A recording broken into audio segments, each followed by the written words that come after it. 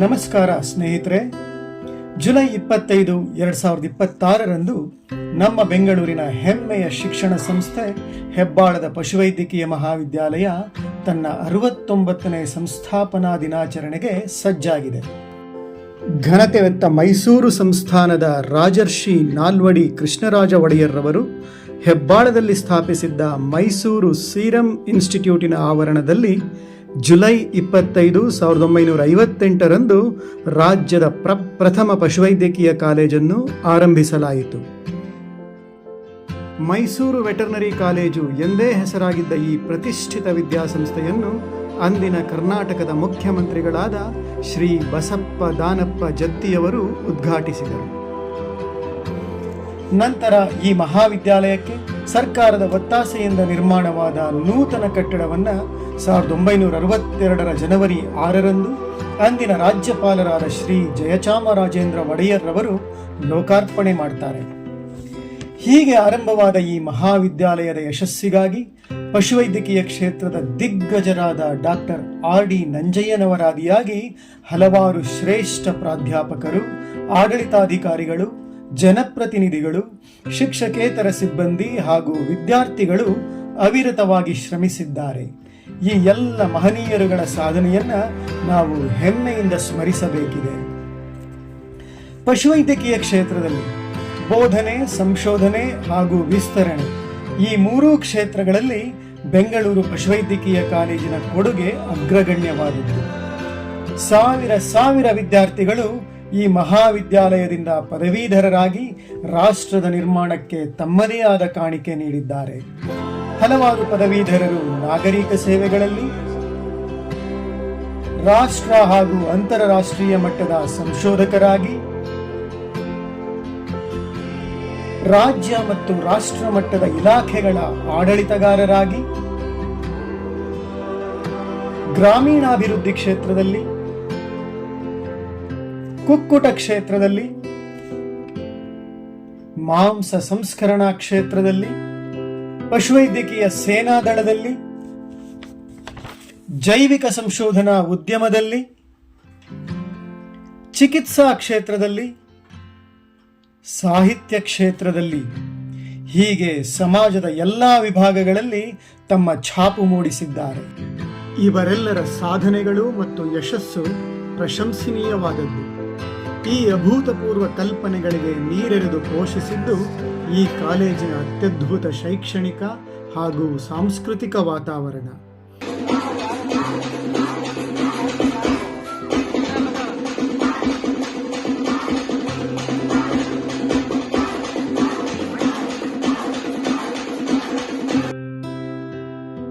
ನಿರಂತರ ಕಲಿಕೆ ಹಾಗೂ ಪರಿಣಾಮಕಾರಿ ಬೋಧನೆಗೆ ಬೇಕಿರುವ ವಾತಾವರಣವನ್ನು ಸೃಜಿಸಲು ಕಾಲೇಜಿನ ಆಡಳಿತ ಎಲ್ಲೆ ಮೀರಿ ಪ್ರಯತ್ನಿಸುತ್ತಿದೆ.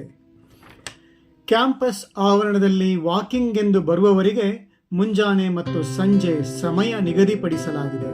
ಅನಧಿಕೃತ ವ್ಯಕ್ತಿಗಳು ಹಾಗೂ ವಾಹನಗಳನ್ನು ನಿರ್ಬಂಧಿಸುವ ಸಲುವಾಗಿ ನಡಿಗೆದಾರರಿಗೆ ಪಾಸ್ ವಿತರಿಸಲಾಗುತ್ತಿದೆ ಹಾಗೂ ಅಧಿಕೃತ ವಾಹನಗಳಿಗೆ ಸ್ಟಿಕ್ಕರ್ ಹಚ್ಚಲಾಗುತ್ತಿದೆ.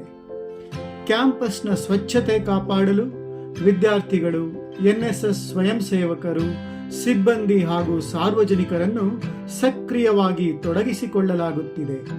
ಪ್ರತಿ ತಿಂಗಳ ಕೊನೆಯ ಶನಿವಾರದಂದು ಕ್ಯಾಂಪಸ್ನ ನೆರೆಯ ನಿವಾಸಿಗಳಿಂದ ಸ್ವಚ್ಛತಾ ಆಂದೋಲನವೂ ನಡೆಯುತ್ತಿದೆ. ಕಸ ಮತ್ತು ಪ್ಲಾಸ್ಟಿಕ್ ತ್ಯಾಜ್ಯದ ವಿಲೇವಾರಿಗಾಗಿ ಅಲ್ಲಲ್ಲಿ ವಿನೂತನವಾದ ಕಸದ ತೊಟ್ಟಿಗಳನ್ನು ಇಡಲಾಗಿದೆ. ಕಾಲೇಜಿನ ಹಳೆಯ ವಿದ್ಯಾರ್ಥಿ ಡಾಕ್ಟರ್ H. ಕೃಷ್ಣಪ್ಪನವರ ನೇತೃತ್ವದಲ್ಲಿ ಯೂರೋಫಿನ್ಸ್ ಸಂಸ್ಥೆಯ CSR ನಿಧಿಯಿಂದ 1.5 ಕೋಟಿ ರೂಪಾಯಿಗಳ ವೆಚ್ಚದಲ್ಲಿ ಕಾಲೇಜಿನ ಔಷಧಶಾಸ್ತ್ರ ಹಾಗೂ ರೋಗಶಾಸ್ತ್ರ ವಿಭಾಗದ ಪ್ರಯೋಗಾಲಯಗಳು, ವಸ್ತು ಸಂಗ್ರಹಾಲಯ ಹಾಗೂ ಪ್ರಯೋಗಕ್ಕಾಗಿ ಬಳಸುವ ಸಣ್ಣ ಪ್ರಾಣಿಗಳ ಮನೆಯನ್ನು ಸುಸಜ್ಜಿತವಾಗಿ ಉನ್ನತ ದರ್ಜೆಗೆ ಏರಿಸಲಾಗಿದೆ. ಮತ್ತೋರ್ವ ಹಳೆಯ ವಿದ್ಯಾರ್ಥಿ ಒಡೆತನದ ವೆಸ್ಪರ್ ಕಂಪನಿಯು ಕಾಲೇಜಿನ ಮುಂಭಾಗದಲ್ಲಿರುವ ಕಾರಂಜಿಯ ದುರಸ್ತಿ ಹಾಗೂ ನಿರ್ವಹಣೆಯ ಹೊಣೆ ಹೊತ್ತಿದೆ. RT ನಗರದ ನಿವಾಸಿ ಹಾಗೂ ಮಹಾವಿದ್ಯಾಲಯದ ಹಿತೈಷಿ ಶ್ರೀ ರಾಮರವರು 20 ಲಕ್ಷ ರೂಪಾಯಿ ವೆಚ್ಚದಲ್ಲಿ 35 ಲಕ್ಷ ಲೀಟರ್ ಸಾಮರ್ಥ್ಯದ ಕೃಷಿ ಹೊಂಡ ಹಾಗೂ ಬೋರ್ವೆಲ್ ಒಂದನ್ನು ಕಾಲೇಜಿಗೆ ಕೊಡುಗೆಯಾಗಿ ನೀಡಿದ್ದಾರೆ.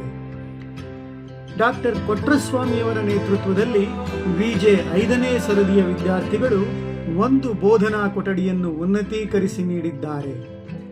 ಧಾರೆ ಎಂಬ ದತ್ತಿ ಸಂಸ್ಥೆಯ ವತಿಯಿಂದ 5 ಎಕರೆ ವಿಸ್ತೀರ್ಣದಲ್ಲಿ ಮಿಯಾವಾಕಿ ಅರಣ್ಯದ ನಿರ್ಮಾಣಕ್ಕೆ ಚಾಲನೆ ದೊರೆತಿದೆ.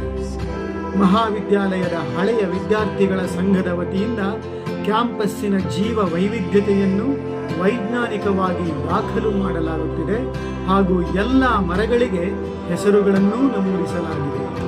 ಈ ಮಹಾವಿದ್ಯಾಲಯದ ಸತ್ಸಂಪ್ರದಾಯಗಳನ್ನು ಪೋಷಿಸಲು ಹಾಗೂ ಕಾಲಕ್ಕೆ ತಕ್ಕಂತೆ ಇಲ್ಲಿನ ಶೈಕ್ಷಣಿಕ ವಾತಾವರಣವನ್ನು ಉನ್ನತೀಕರಿಸಲು ಹಳೆಯ ವಿದ್ಯಾರ್ಥಿಗಳ ಕೊಡುಗೆ ಅತ್ಯಗತ್ಯ ಹಾಗೂ ಅತ್ಯಮೂಲ್ಯ.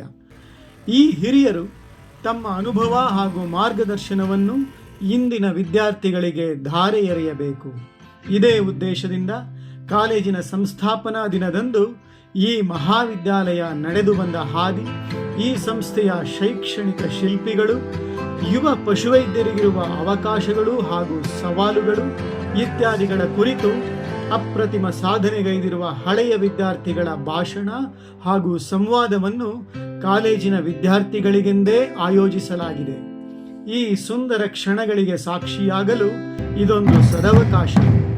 ಅದಕ್ಕೆಂದೇ ಬೆಂಗಳೂರಿನ ಪಶುವೈದ್ಯಕೀಯ ಮಹಾವಿದ್ಯಾಲಯ ಸುಣ್ಣ ಬಣ್ಣ ಬಳಿದುಕೊಂಡು ಸಿಂಗರಿಸಿಕೊಂಡು ಸಜ್ಜಾಗುತ್ತಿದೆ. ಈ ಮಾತೃ ಸಂಸ್ಥೆಯ ಋಣದಲ್ಲಿರುವ ಎಲ್ಲರೂ ಇದೇ ಜುಲೈ 25ರಂದು ಒಟ್ಟಿಗೆ ಸೇರೋಣ. ನಮ್ಮ ಪರಂಪರೆಯನ್ನು ಎತ್ತಿ ಹಿಡಿಯೋಣ ಹಾಗೂ ಮುಂದುವರಿಸೋಣ.